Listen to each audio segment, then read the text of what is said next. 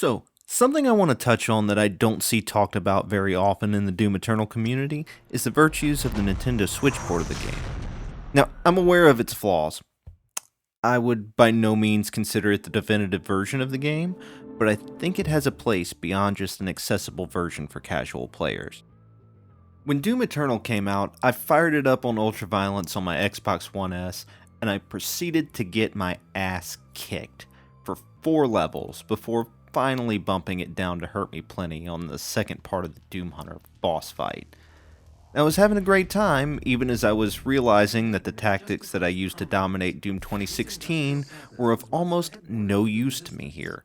I didn't know how to play the game, but I stuck with it, and I beat the game over a long weekend. I loved it, but I was exhausted. I was pretty certain I liked it more than 2016, but I didn't feel like putting myself through that hell again anytime soon. Months pass, then we get the Ancient Gods Part 1 DLC. I'm pumped. I set aside some time to play it as soon as it drops. Quickly get my ass beat. I make it to the Blood Swamps, and I kind of check out. I push my way to the Trial of Malagog boss fight, which I find somewhat boring. Spoilers, I still do. I'm doing fine, I'm about to finish, but then I get distracted by something around the house, slip up, and die. I have no desire to go through this stupid cube boss fight again, and I put the game down again. A couple months later, I'd start watching some Doom Eternal content on YouTube and digging back into the Xbox to give Ultraviolence another shake on the main campaign. I realize my technique needs refining, but don't really have time to devote to sitting in front of the television. But then, the Switch port drops. I pick it up with only some reservations about paying full price for a lesser version of the game I already own. Much to my wife's chagrin, I start playing Doom Eternal in handheld mode in bed at night. Now, I don't know if you guys realize this, but apparently trying to settle down and prepare for sleep next to a man yelling, "You motherfuckers," as he smashes buttons, isn't relaxing. Apparently. So it got quieter.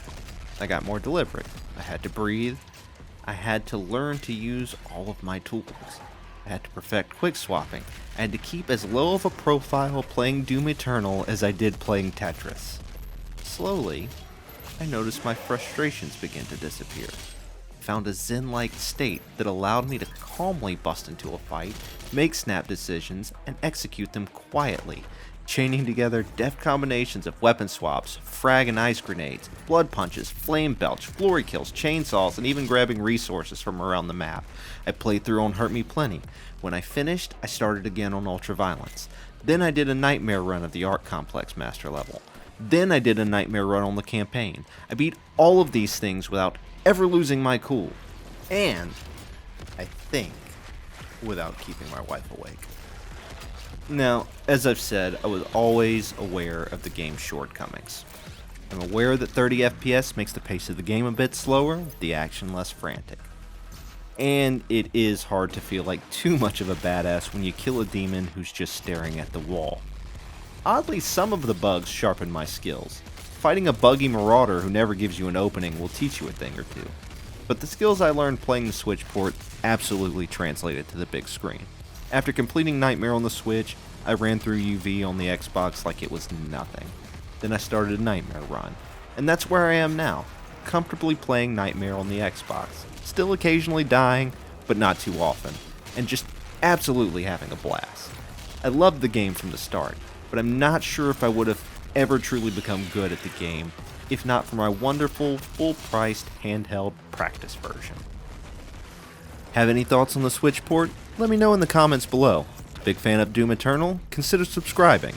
This is my first dedicated video on the game, but I have much more to say about it and will be working on more videos on it as well as previous Doom and id games in the future. Hope to see you in the next one.